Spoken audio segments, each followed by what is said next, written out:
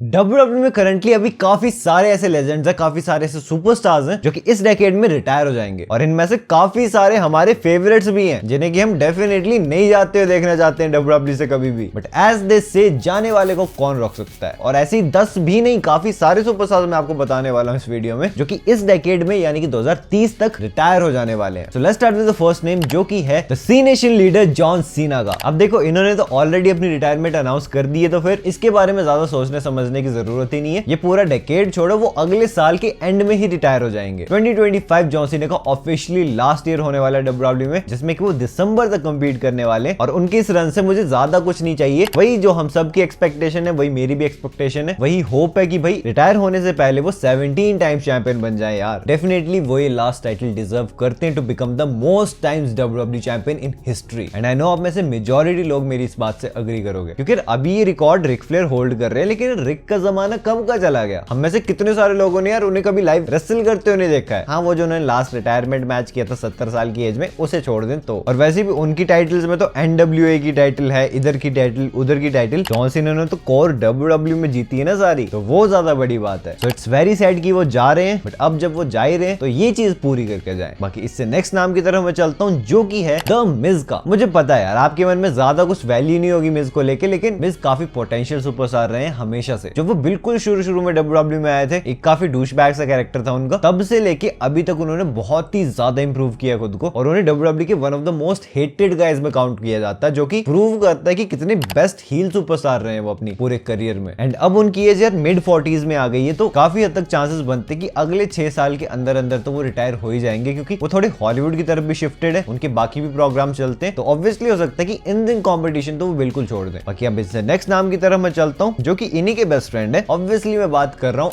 R-Truth की। भाई R-Truth की एज तो 50 से भी पार हो चुकी है, अब वो इतना लंबा रेसल करने नहीं वाले हैं। अभी करंटली वो काफी कॉमेडी गिमिक्स प्ले करते हैं डब्ल्यूडब्ल्यूई में, काफी फन एलिमेंट्स देते हैं, लेकिन उनका रेसलिंग करियर ज्यादा लंबा चलने नहीं वाला है, ये तो काफी ऑब्वियस सी बात है। हाँ, रेसलमेनिया 40 में उन्होंने चैंपियनशिप जीती, जो कि उनकी फर्स्ट एवर टाइटल बनी, जो कि उन्होंने रेसलमेनिया में जीती। बट अब जब वो हार चुके तो मुझे नहीं लगता उनके पास दोबारा कभी ये अपॉर्चुनिटी आएगी कोई भी टाइटल जीतने की। शायद वो बैक से सेगमेंट्स में या डब्ल्यूडब्ल्यूई के बिहाइंड द सीन्स में हमेशा इन्वॉल्व रहे, लेकिन ऑन टीवी अपीयरेंसेस और स्पेशली उनका इन रिंग कॉम्पिटिशन वो तो डेफिनेटली इस डेकेड में खत्म हो ही जाने वाला है। नाउ इनसे नेक्स्ट नाम की तरफ मैं चलता हूँ, which is of Shinsuke Nakamura. देखो यार, काफी बुरा लगता है इनके बारे में सोच के, क्योंकि बंदा जब से डब्ल्यूडब्ल्यूई में आया एक बार भी वर्ल्ड टाइटल नहीं जीत पाया, जबकि एनजेपीडब्ल्यू से काफी बढ़िया टैलेंट निकले थे। जब डब्ल्यूडब्ल्यूई ने साइन किया था काफी हद तक पॉसिबिलिटी लग रही थी कि शिंसुके कभी ना कभी तो कुछ बड़ा करेंगे, लेकिन कभी किया नहीं। हाँ, रॉयल रंबल जीते थे, एजे के अगेंस्ट फ्यूड भी दी थी, लेकिन कुछ बन नहीं पाया उसका, क्या ही बोल सकते हैं। अब जो हो गया हो गया, लेकिन अब जो होने वाला शिंसुके के साथ वो भी कुछ खास इंटरेस्टिंग है नहीं कि भाई कुछ धूम ही मचा देंगे। आई थिंक यहाँ से लेके आगे तक जितना भी उनका करियर रहने वाला है उसमें वो ओवर ही करेंगे न्यू टैलेंट्स को, जो कि काफी अनफॉर्चुनेट चीज है। इनकी एज भी क्लोज टू 50 आ चुकी है, तो ऑब्वियसली काफी हद तक चांसेस बनते हैं कि वो रिटायर हो जाने वाले हैं। नाउ इनसे नेक्स्ट नाम की तरफ मैं चलता हूँ, विच इज ऑफ कार्लिटो। देखो, मैं समझता हूँ आप इनके बारे में ज्यादा कुछ सुनना नहीं चाहते हो, क्योंकि जितना मैं अपनी ऑडियंस को जानता हूँ उन्होंने 2005-10 ये सारा एरा नहीं देखा हुआ है जैसे कि मैंने देखा है, तो आपके लिए कार्लिटो उतने रिलेटेबल नहीं है जितने की मेरे लिए थे। मैंने तो डाल दिया, मेरे लिए नॉस्टैल्जिक सी चीज थी कि वो वापस आए डब्ल्यूडब्ल्यूई में, अभी रन भी दे रहे हैं, जजमेंट डे के साथ है इन्वॉल्व, जो कि वन ऑफ द बीनी द ओनली टॉप फैक्शन है मंडे नाइट रॉ की। लेकिन वो ज्यादा लंबे टाइम तक डब्ल्यूडब्ल्यूई में रहने नहीं वाले, क्योंकि उनकी एज भी काफी क्लोज आ चुकी है 50 से, तो इस डेकेड में तो डेफिनेटली वो रिटायर हो जाने वाले हैं। और अब इनसे नेक्स्ट नाम की तरफ मैं चलता हूँ, ऑन नंबर 9 ये है नटालिया का। पहले मैं सोच रहा था यार किसी फीमेल को डालूं इस लिस्ट में या ना डालूं, लोगों को वैसे इंटरेस्ट आता नहीं, लेकिन नटालिया का जिस तरह का करियर रहा है डब्ल्यूडब्ल्यूई में फीमेल डिवीजन में देखा जाए तो उनके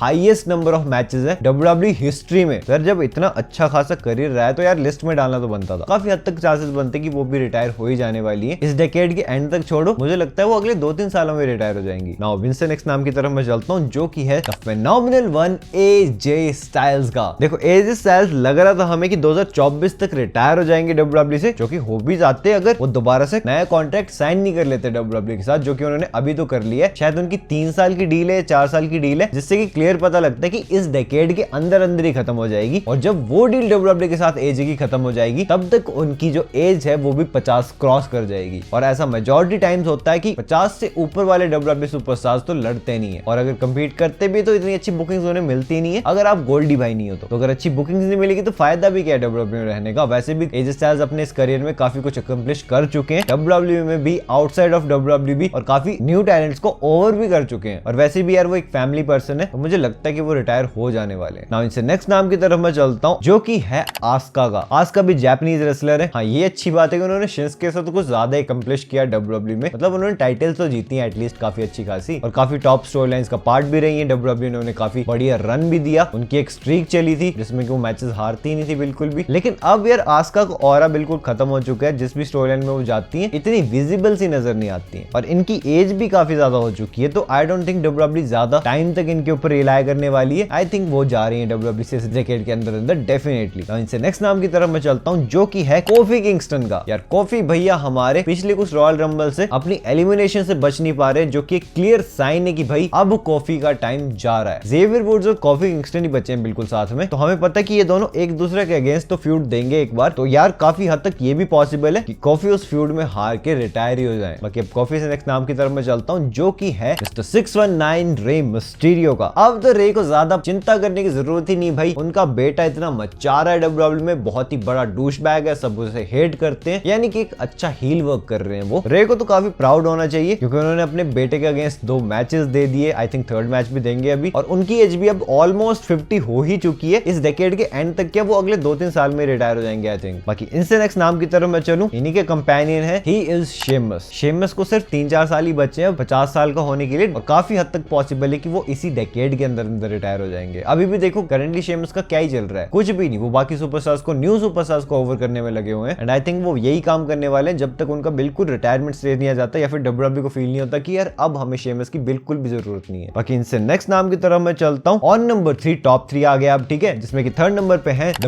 बीस्ट इनकार्नेट ब्रॉक लेसनर। देखो भैया 2030 तक भी जाने की बिल्कुल जरूरत ही नहीं अपने को। 2 साल बाद 2026 की समर स्लैम जो कि मिनेपोलिस मिनेसोटा से होने वाली है, आपको ब्रॉक लेसनर और मिनेसोटा का कनेक्शन बिल्कुल पता है, और काफी हाई प्रोबेबिलिटी की ब्रॉक लेसनर उसमें ही अपना लास्ट मैच कंपीट करेंगे डब्ल्यूडब्ल्यू में, which will be an unfortunate sad but a real thing. Currently तो वो डब्ल्यूडब्ल्यू में नहीं है, लेकिन मेरे हिसाब से वो आ ही जाने वाले हैं कुछ टाइम बाद, और अगर वो अपना फाइनल रन देते हैं ना तो उन्हें काफी एक्टिवली देना चाहिए मेरे हिसाब से। तो सो दैट्स द थिंग। बाकी अब 2 नाम बचे। नंबर 2 पे सुपरस्टार हैं the best in the world CM पंक। यार अभी उनकी एज मिड 40s में है, ठीक है, बहुत लंबे टाइम बाद वो डब्ल्यूडब्ल्यू में वापस आए, अच्छे खासे मैचेस भी दे रहे हैं, जो कि मुझे पर्सनली उनसे इतनी उम्मीद नहीं थी, लेकिन जितना हम सब CM पंक को जानते हैं, जब उनका टाइम हो जाएगा वो चले जाने वाले हैं बिल्कुल। और अब बिल्कुल फाइनल नाम है the final boss the rock का। इनके बारे में ज्यादा सोचने की समझने की जरूरत ही नहीं है। रेसलमेनिया 41 में या तो जब भी द रॉक का मैच रोमन रेंस के अगेंस्ट हो जाएगा, उसके बाद द रॉक रिटायर हो जाएंगे, क्योंकि यही वो लास्ट चीज है जो कि द रॉक के करियर में बची हुई है। ओके, तो यही थे वो सारे नाम। अगर मैं गलत नहीं हूं तो शायद मैंने आपको 14 सुपरस्टार्स बताए जो कि यार इस डेकेड में डब्ल्यूडब्ल्यू से रिटायर हो जाएंगे। अगर मैंने कोई नाम मिस कर दिया मुझे कमेंट सेक्शन में बताना। बाकी अगर आपने मेरी लास्ट वीडियो देखी हॉट टेक्स वाली, क्या पता आपका भी हॉट टेक पिक हुआ हो यार, देखनी है तो यार ये रही आपके सामने, से जल्दी क्लिक करो और देख लो। एंड मैं मिलता हूं आपसे अपनी नेक्स्ट वीडियो में एक बहुत ही इंटरेस्टिंग टॉपिक के साथ। So until that time this is जय साइनिंग आउट।